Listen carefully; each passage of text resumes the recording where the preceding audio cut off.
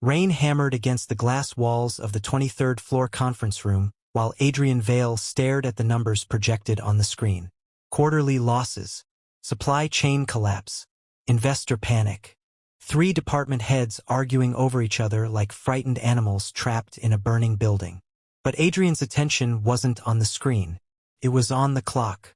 8:47 p.m. His wedding anniversary dinner had started almost 2 hours ago.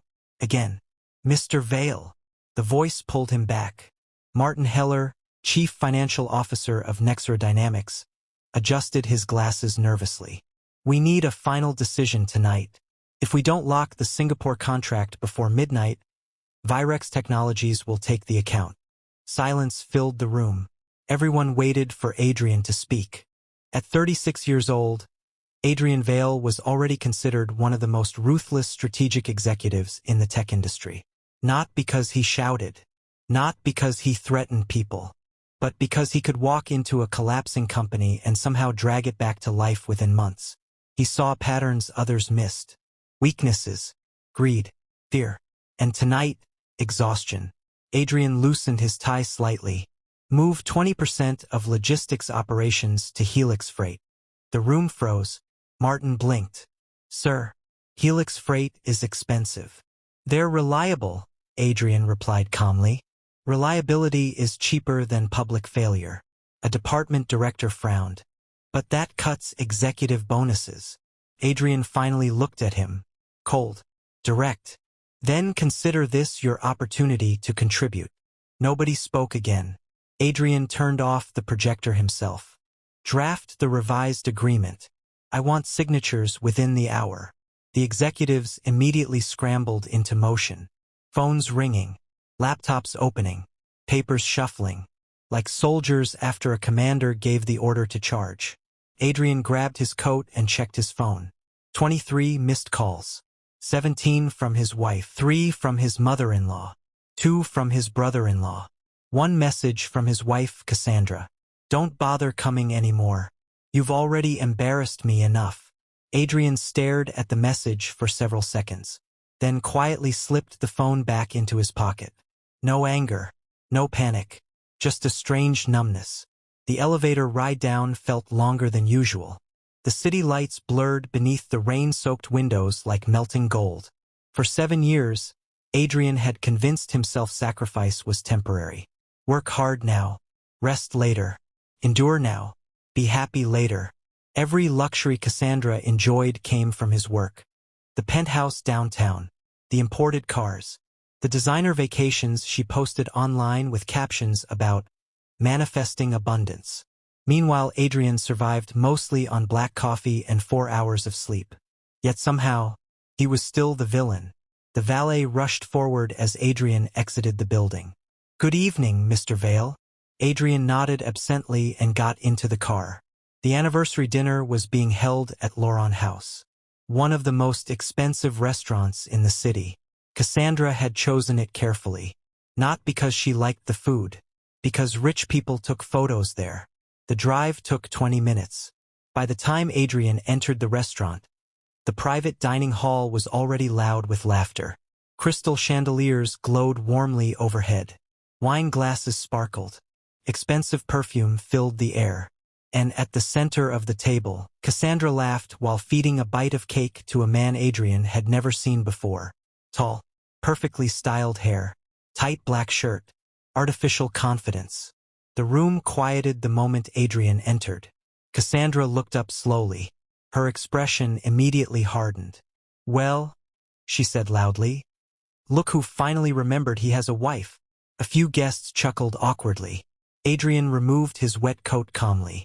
I came as soon as the meeting ended. Oh, please, Cassandra scoffed. You always have meetings. The unfamiliar man leaned back casually in Adrian's seat. Actually, not Adrian's seat anymore. His name card had been removed entirely. Interesting. Cassandra noticed Adrian looking. This is Damien Cross, she said. My wellness coach. Damien extended a lazy hand without standing. Heard a lot about you, man. Adrian ignored the hand. Instead, he looked at the empty space where his name card used to be. Then at Cassandra. You removed my seat? Cassandra rolled her eyes dramatically. You were over 2 hours late. People were uncomfortable waiting. One of her friends added carefully. Cass thought it would be less awkward this way. Adrian looked around the table. Not one person met his eyes. Not even his own in-laws. His mother-in-law suddenly sighed loudly. You know, Adrian, a marriage needs presents, not just money. His brother-in-law snorted. Though the money part is nice. More laughter. Damien smirked openly now. Adrian stood there silently. Rainwater still dripping from his sleeves onto the polished floor. Something inside him shifted quietly. Not rage. Not heartbreak. Clarity. Like finally seeing a building's rotten foundation after years of staring at the paint. Cassandra crossed her arms. Well, aren't you going to apologize? Adrian looked at her for a long moment. He remembered working 72 straight hours during the pandemic while Cassandra complained online about spa appointments being delayed. He remembered paying her father's gambling debts without telling anyone. He remembered missing his own birthday to help fund her brother's failed restaurant. And suddenly, he felt tired.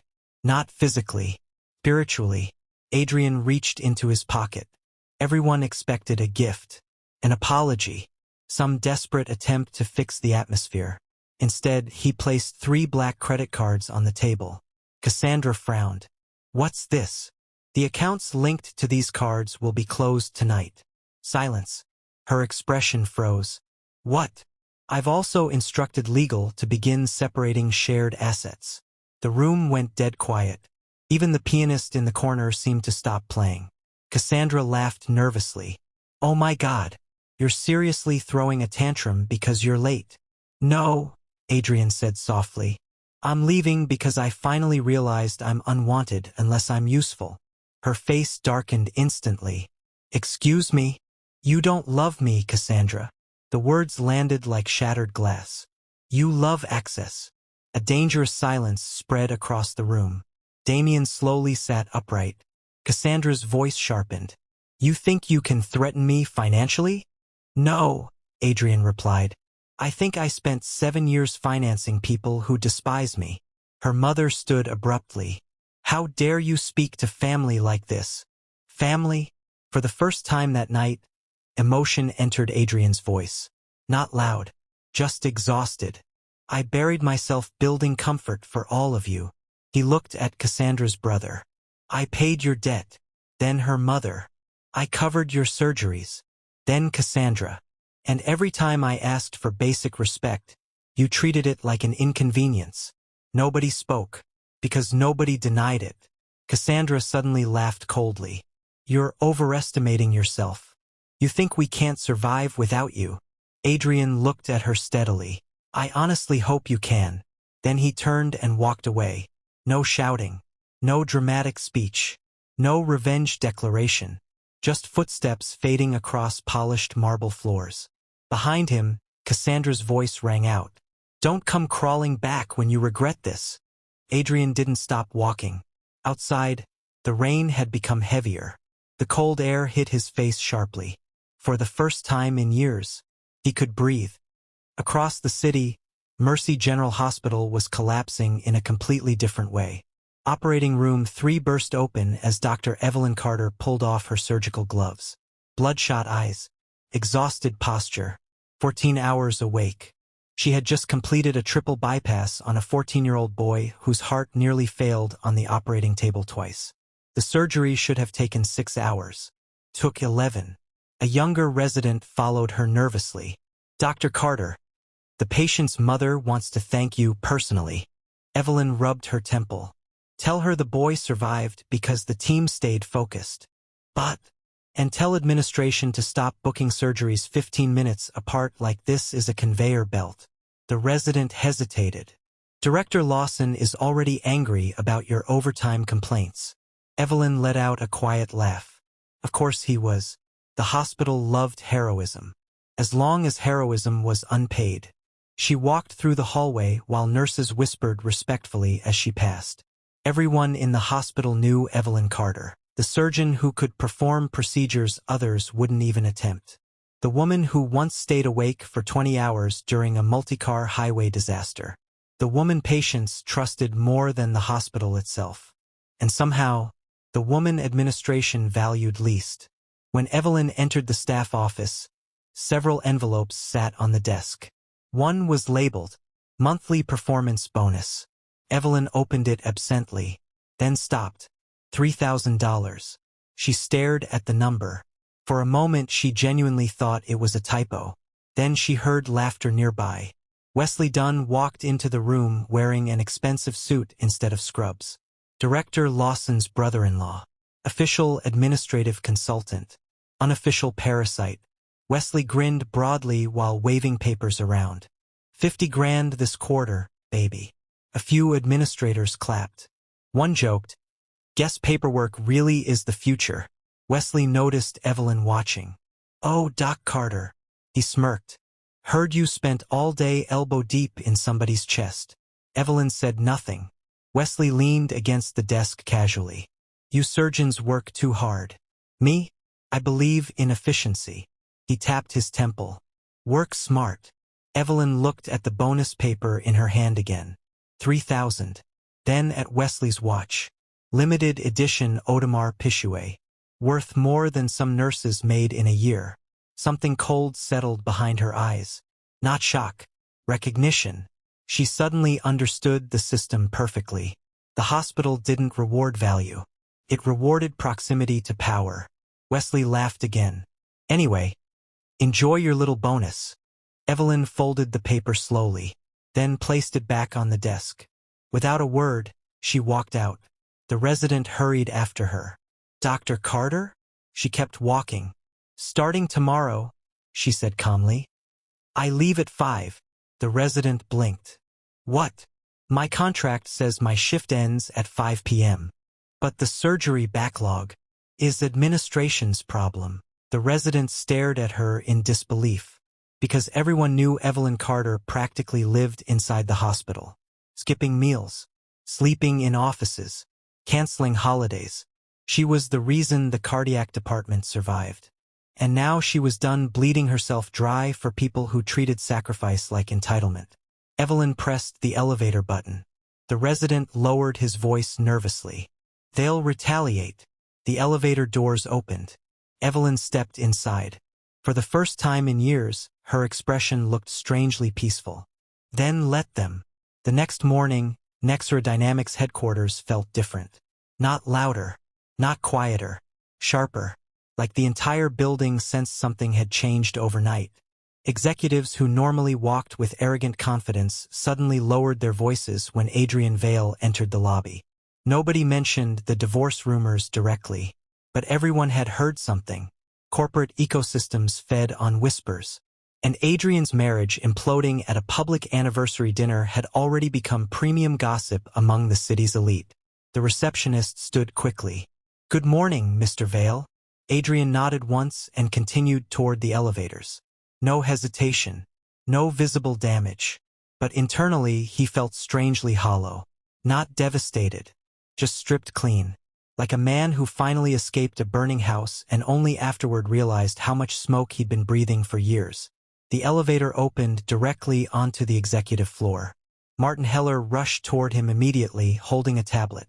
We have a situation. Adrian kept walking. We always have a situation. Martin lowered his voice. Cassandra posted online last night. Adrian stopped. Martin turned the tablet around. A glamorous black and white photo of Cassandra filled the screen. Perfect makeup. Sad expression. Wine glass in hand. Caption. Some people become so obsessed with success that they forget how to be human. Thousands of likes. Hundreds of comments. You deserve better. Workaholic men never change. Queen energy. Adrian stared at the screen expressionlessly, then handed the tablet back. Is that the emergency? Martin blinked. Well, no. Then continue. Martin hurried after him. The Virex situation escalated overnight. They're trying to poach our infrastructure team. Expected. And there's another issue. Martin hesitated carefully. Board members are concerned your personal problems may affect negotiations with Tenbridge Capital. Adrian finally looked at him. Do I appear distracted? No, sir. Then tell the board to focus on revenue projections instead of celebrity divorce gossip. Martin nodded quickly. Yes, sir. Inside the executive conference room, tension hung heavy in the air. A dozen senior managers sat waiting. Several looked nervous. One looked terrified. Ethan Cole, Regional Operations Director. Adrian took his seat calmly. Begin. A presentation appeared on screen. Missed shipment targets. Budget discrepancies. Operational delays. Adrian listened silently for 15 minutes before speaking. Who approved the Denver expansion? Ethan swallowed hard. I did. Why? Ethan adjusted his tie. The projections suggested. The projections were fabricated. Silence. Adrian tapped the table once. You inflated demand estimates by 30%. Ethan's face paled. That's not true. Adrian pressed a button. A second screen lit up with internal emails. Financial records. Timestamps. Ethan stared in horror. Martin looked equally shocked. Adrian's voice remained calm. You redirected budget reserves into a private contractor owned by your cousin. Nobody breathed. Ethan forced a laugh. This is a misunderstanding. No, Adrian replied. It's embezzlement. The room froze completely. Adrian slid a folder across the table. Security is waiting outside. You can resign quietly or leave in handcuffs. Ethan's lips trembled. You've been investigating me? For 6 weeks. Adrian stood slowly. Meeting adjourned. As executives hurried out in stunned silence, Martin stayed behind. You knew all this while handling the Singapore crisis? Adrian picked up his coat. People become careless when they think you're distracted. Martin watched him carefully, then finally asked the question everyone wondered. How are you this calm? Adrian paused near the glass windows overlooking the city. Because the truth was strange. Last night should have broken him. Instead, it had clarified everything. When you spend years carrying dead weight, Adrian said quietly, you forget how strong you actually are without it. Then he walked out. At Mercy General Hospital, chaos had officially begun. 3 operating rooms stood delayed. Nurses rushed through hallways carrying tablets and paperwork. Patients argued at reception. And inside the administrative office, Director Harold Lawson looked ready to explode. What do you mean she left? A terrified assistant adjusted her glasses. Dr. Carter clocked out at exactly 5 p.m. yesterday. Lawson slammed his hand against the desk. She has surgeries scheduled. She said her contractual hours ended. Another administrator muttered bitterly, the entire cardiac schedule is collapsing. Wesley Dunn sat casually on a nearby couch sipping imported coffee. Honestly, Harold, just replace her. Several people looked at him like he was insane. One senior nurse finally snapped. With who? Wesley shrugged. There are other surgeons. The nurse laughed coldly. No, there are other doctors. There's only one Evelyn Carter.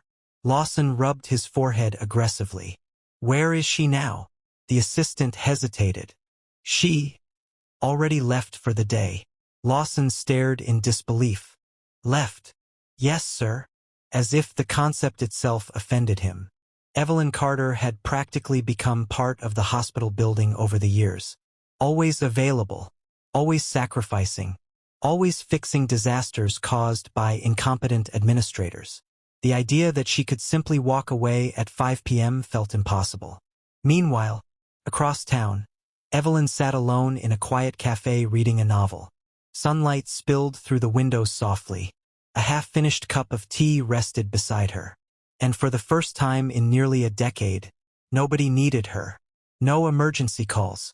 No screaming administrators. No endless pressure. Just silence. Felt unnatural. Almost suspicious. The waitress approached carefully. You're Dr. Carter, right? Evelyn looked up. The young waitress smiled shyly. You operated on my father last year. Evelyn nodded politely. How is he? He walks 2 miles every morning now. The waitress laughed softly. He says you gave him a second life. Something inside Evelyn tightened quietly.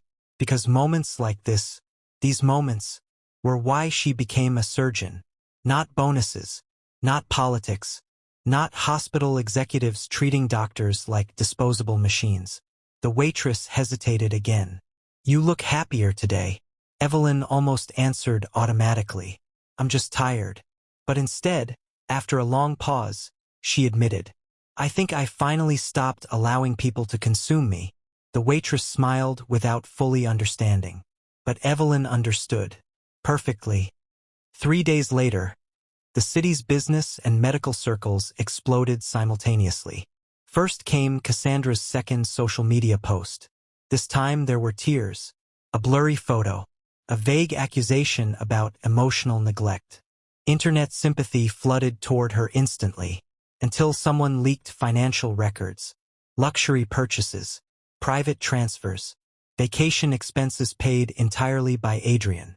The public narrative shifted overnight. Then came the hospital scandal. An anonymous post appeared online from an exhausted nurse. It detailed understaffing, unpaid overtime, administrative corruption, and one specific line went viral. "The only reason this hospital still functions is Dr. Evelyn Carter." Patients began posting their own stories beneath it. "She stayed past midnight to save my son. She called personally after my father's surgery. She slept in the ICU during the storm blackout." Within 48 hours, Mercy General faced public outrage. And Evelyn? She still left at 5 p.m. Exactly 5. No exceptions. The hospital nearly descended into panic. One evening, Lawson stormed into the cardiac department himself. "Where is Dr. Carter?" A nurse glanced at the clock. "Gone home." Lawson looked ready to burst a blood vessel. "It's 5:07. "Yes. She can't just leave." The nurse finally looked him directly in the eye. "She can." That silence afterward felt dangerous, because for the first time staff members had stopped being afraid. And fear was the only thing holding the administration together. That same evening, Adrian attended a private investor gathering at the Orion Grand Hotel. The room glittered with wealth. Politicians, executives, investment sharks, everyone smiling while calculating each other's value.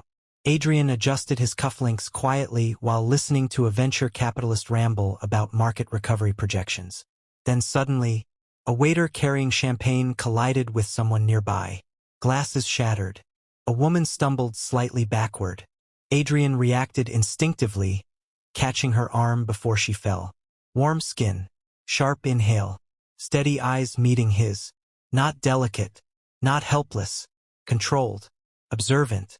The woman straightened immediately. "I'm fine." Her voice was calm and low. Adrian released her arm. "Your heel caught the carpet." She looked down briefly. "Apparently."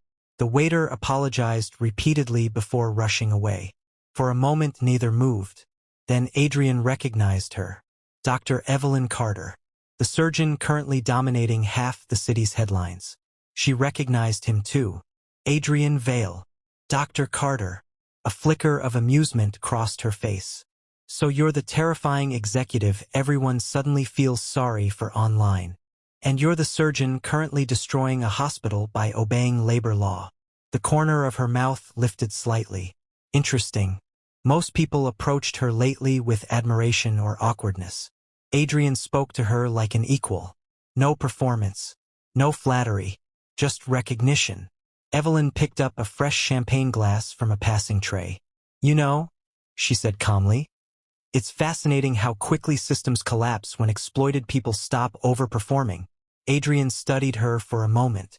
"She's dangerous," he realized instantly, "not emotionally, strategically. The kind of person who endured quietly for years, then dismantled entire power structures once she stopped tolerating abuse. Oddly enough, he respected that more than almost anything. Around them, wealthy guests continued laughing beneath golden chandeliers. But for the first time that night, Adrian found the conversation genuinely interesting. Evelyn took a slow sip of champagne, then looked at him carefully. "You look less miserable than the internet expected." Adrian gave the faintest hint of a smile. "So do you." For the next several days, neither Adrian Vale nor Evelyn Carter expected to see each other again. People like them lived inside different battlefields, corporate towers, operating rooms, boardrooms, emergency wards, yet somehow the city kept pushing their paths together, and neither of them disliked it. At 6:12 a.m. on a storm-heavy Thursday morning, Adrian stood inside Nexer Dynamics executive gym, finishing a brutal treadmill run. Most people imagined wealthy executives slept peacefully. Adrian hadn't slept properly in years. Exercise was the closest thing he had to silence. His assistant, Naomi Reed, entered carefully holding a tablet. "You have 3 schedule changes." Adrian slowed the treadmill. "Go ahead." The Zurich investors moved the call earlier.